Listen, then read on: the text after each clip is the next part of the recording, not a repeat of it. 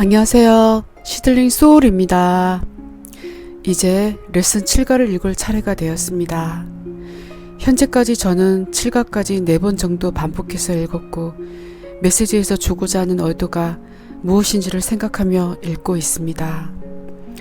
아무래도 저의 체험과 어식 수준에서 느끼는 이해도에 따라 어려운 부분도 많음을 인정합니다.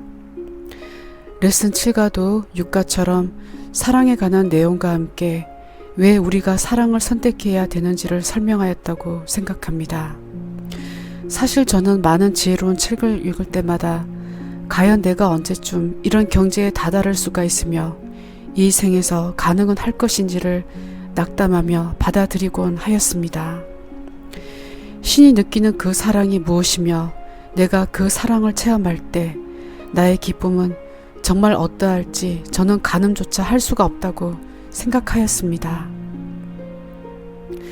그토록 저는 신의 사랑은 아주 높고 밝으며 인간의 눈으로는 볼 수 없는 거룩하고 성스럽고 제가 아는 모든 고차원적이고 지적인 단어들로 치장할 수 있는 사랑일 것이라고 생각하였습니다.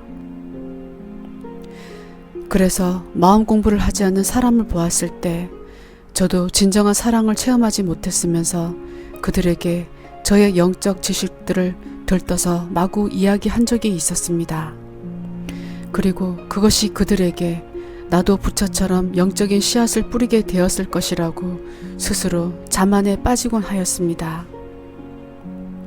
저에겐 몸이 많이 아픈 친구가 있습니다. 그녀는 병으로 인해 하루하루 거동이 불편하며 가족조차 없이 외롭게 살고 있습니다. 그녀는 자신에게 주문을 걸듯 온몸이 마비되어 요양원에서 살다가 죽을 것이라고 말하였습니다. 저는 그런 그녀가 안타까웠고 그녀를 위해 신성에 대해 이야기하며 그녀의 수준에 맞추어 프로그램된 무의식을 벗어날 수 있는 방법을 가르쳐 주었습니다. 저는 그녀에게 맞는 기도글을 지어 프린트해서 지어주며 입으로라도 계속 읽으라며 재촉하곤 하였습니다. 그녀는 저의 오랜 정성을 받아들이곤 하였으나 이 길은 알다시피 간절함과 어도 없이는 시도하기 힘들기에 오래가지 못하였습니다. 그러나 저는 친구를 보면 느낀 것이 이제 있음을 알았습니다. 그녀는 병이 오기 전에 누구나 그렇듯이 본인의 강한 개성 또는 에고의 부정적인 성향으로 상대방 입장에서 생각하지 않고 자신만의 아집으로 살았던 적이 있었습니다. 그러나 인생은 때론 내가 나약하고 힘들어질 때 스스로가 겸손해질 때가 있듯이 그녀도 그러했습니다. 그녀는 저의 영성을 이해하지 못하면서도 멍한 눈으로 저의 말을 듣곤 하였습니다. 신이 무엇인지조차도 모르는 친구이지만 저의 말을 끝까지 들어주었습니다. 저는 그녀보다 제가 어식 수준이 더 높다고 생각하였지만 가만히 생각하니 그녀나 저나 그냥 똑같다는 생각을 하게 되었습니다.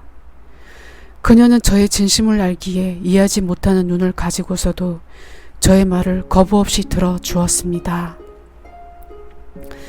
여기서 저는 친구의 저에 대한 무조건적인 이해를 보았습니다. 저는 사랑이 무엇인지 체험하지 못해 설명할 순 없지만 사랑은 곧 이해이지 않을까 생각합니다. 왜냐하면 상대를 이해할 수 없을 때 곧 사랑도 할 수 없다라고 생각하기 때문입니다. 그것을 느끼고 난 뒤 저는 친구에게 전화를 했습니다. 이제 신에 대해 말하기보다 가을이 끝나기 전에 내가 있는 곳으로 놀러와서 나랑 바다나 보러 가자고 말했습니다. 친구는 매우 기뻐했습니다. 자신을 생각해주는 저의 진심에 고마워했습니다. 저도 마음이 따뜻해짐을 느꼈습니다. 저는 어쩌면 신께서는 저에게 영성책에 빠져 글들과 문장에 심취해 있기보다 사랑은 이토록 단순하고 간단한 것이라는 것을 가르쳐 주려 한 것이 아닌가라는 혼자만의 생각을 해봅니다. 여전히 사랑의 체험에 목말라 있지만 저는 그 누구도 사랑의 체험에는 어식 수준과 관계없이 언제든지 올 수 있을 것이라는 생각이 듭니다. 그래서 오늘도 저는 한계를 두는 저의 시각을 편하게 바라보려 합니다.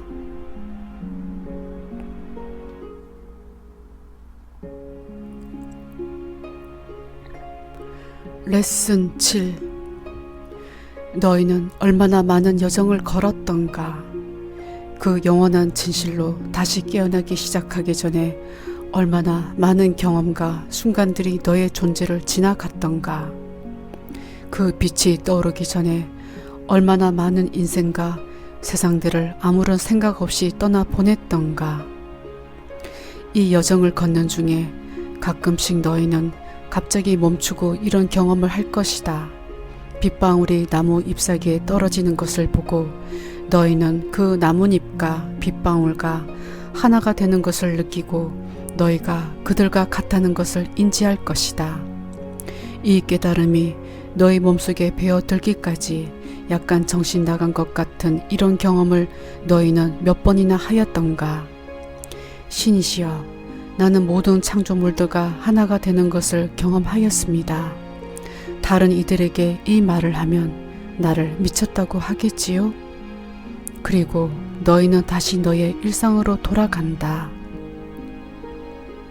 비록 그 경험이 아주 잠깐이라 하더라도 그 느낌에 너희는 좀 더 익숙해질 것이며 그것을 너희는 점점 더 자주 경험할 것이니 너희가 경험하는 이 모든 드라마와 울음과 불평과 거부감과 공포와 노력함과 탐구함 아래에 잔잔히 항상 존재할 것이다. 그리하여 너희는 너 속에 더 이상 거부할 수도 하지도 않을 어떤 갈망이 존재한다는 것을 깨달을 것이다. 너희는 너 속에 존재하는 그 신성이 너의 마음을 흔들어 너의 마음과 가슴과 몸과 숨결과 꿈과 열정을 지배하는 마스터로 떠오른다는 것을 느낄 것이다. 너희는 그것 이외에 다른 생각으로 이 삶을 사는 것이 완전히 쓸모없는 일이라는 것을 알 것이다. 너희가 너 자신을 그 완전한 신성함으로 본다면 어떻게 너희의 형제와 자매를 보고 그들이 너희에게 해를 끼쳤다고 할 수 있겠는가? 그들을 너희가 어떻게 사랑하지 않을 수 있겠는가? 그 말은 신의 사랑을 너희 속으로 너무나도 깊숙이 받아들여 그들로 하여금 너희가 더 이상 그들의 환상을 믿지 않는다는 것을 알려주는 것이다. 너희가 다른 이에게 그 단 한 가지 진실을 선사할 때 모든 마음은 하나이므로 너희는 이 세상에서 유일한 가치를 가진 그 단 한 가지의 선물을 그들에게 주는 것이다. 너희가 누군가에게 그 단 한 가지 진실을 선사할 때 모든 마음은 하나이므로 그들은 그들에게 주어진 그것이 무엇인지를 깨닫고 이렇게 말할 것이다. 아, 이 사람은 나의 진실을 알고 내가 나의 진실보다 작아지려고 하는 모든 시도를 다 넘겨보는구나. 그러니 나는 이제 다시 선택할 여지가 있다.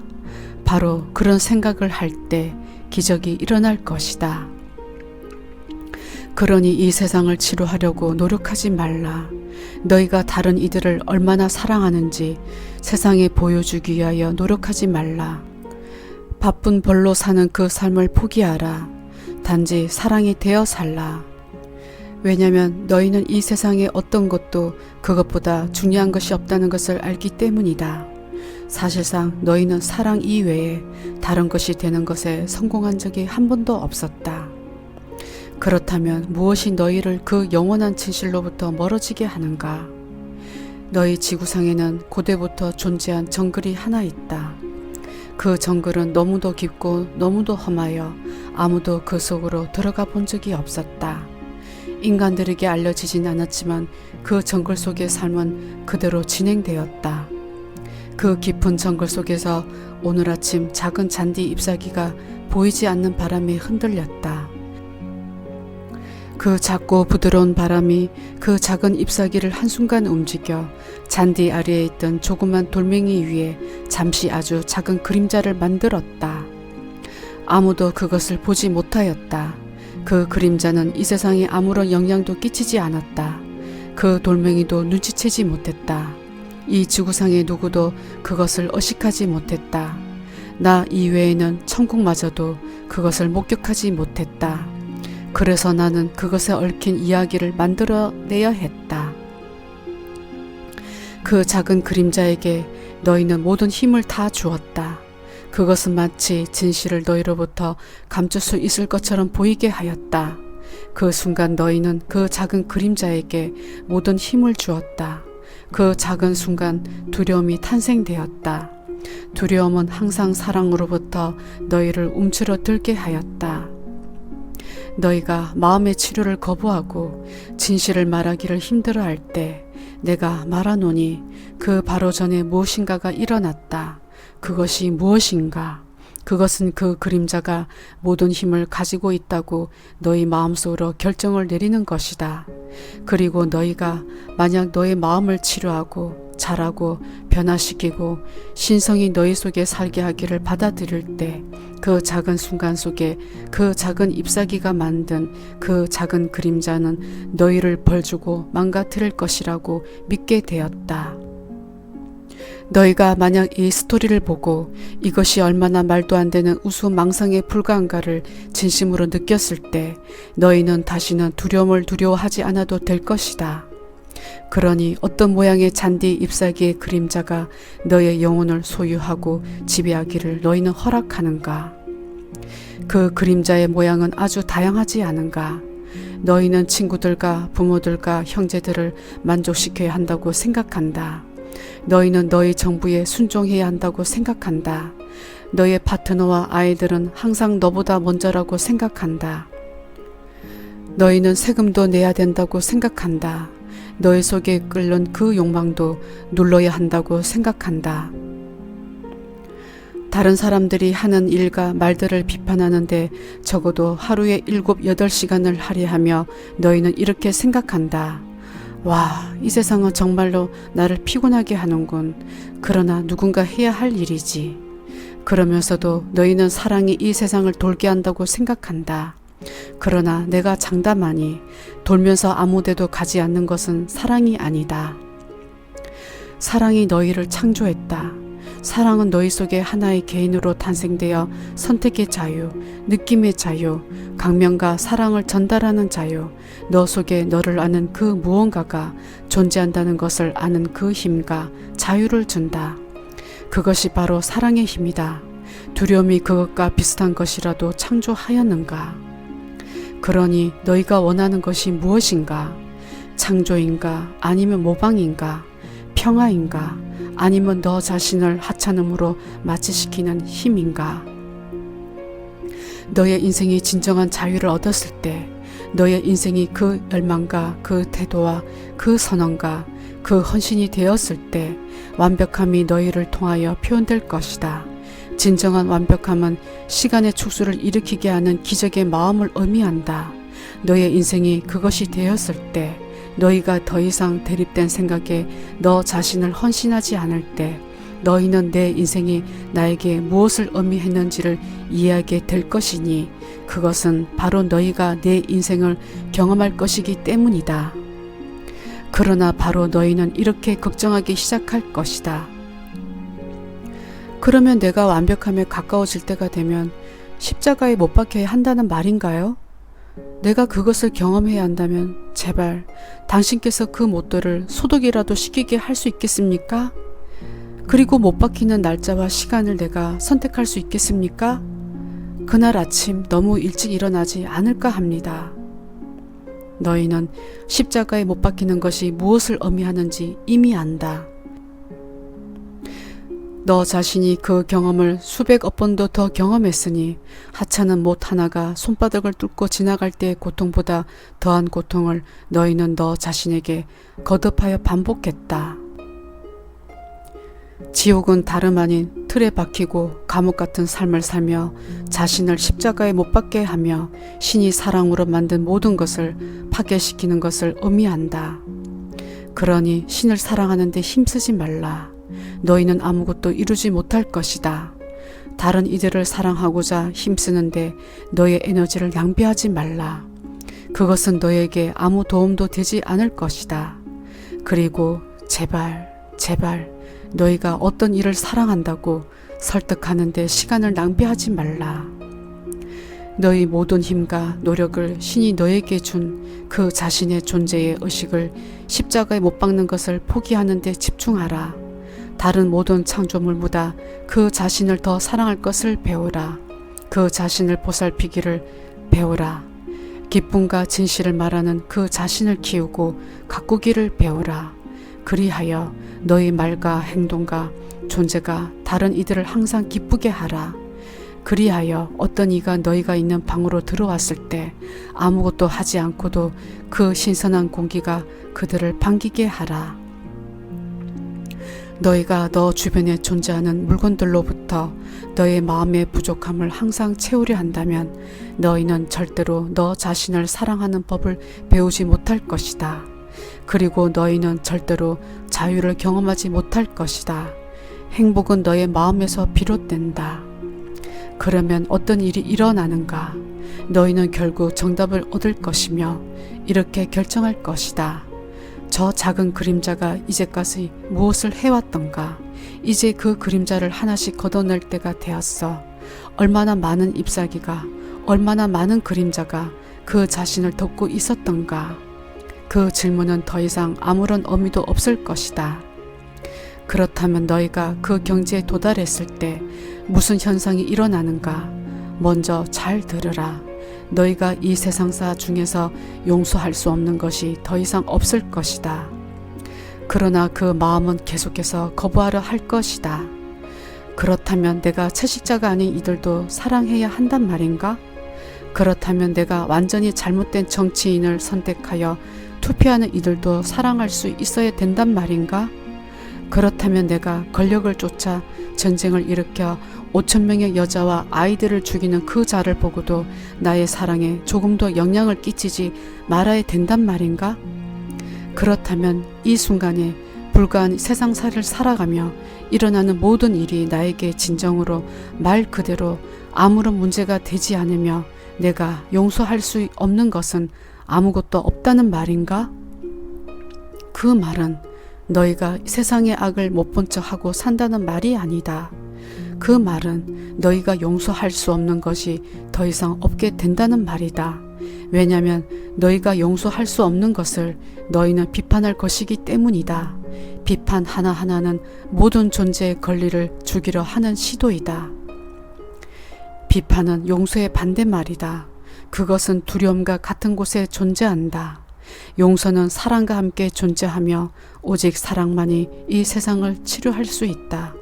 그렇다면 너희가 시간과 공간 속에서 창조된 그 어떤 것과도 비교할 수 없는 한계를 초월하는 너 자신의 진정한 근원을 알기에 이 세상에서 일어나는 모든 일을 비판 없이 받아들이며 살아가는 그 인생을 한번 상상해 보라. 그리하여 두려움과 공포에 의해 창조된 죽음마저도 완전히 받아들일 수 있게 될 것이다. 그러니 내가 너희를 사랑하는 것처럼 다른 이를 사랑하라. 나는 너에게 사랑이 무엇인지 너의 진실이 무엇인지 보여줄 것이다.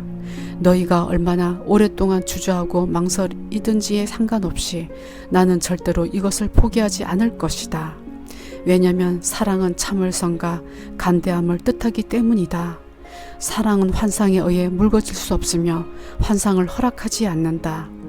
사랑은 모든 것을 감싸고 모든 것을 믿고 모든 것을 허락한다. 그것은 어디로 가는지 분명히 아니 잔디 잎사귀 하나하나가 만든 그 그림자가 모두 사라져 모든 창조물이 신의 진실로 돌아가기 전까지는 절대로 이 여정을 그만두지 않을 것이다. 사랑하는 신성한 나의 친구들이여, 평화가 너희와 항상 함께하기를, 그리고 영원히 진실은 그 진실이 너희 가슴과 마음을 통하여 나이에 상관없이 항상 빛나기를, 그리고 내가 왜 이 말을 계속하여 반복하는지 잘 기억하라. 나는 너와 항상 함께 하노라. 아멘.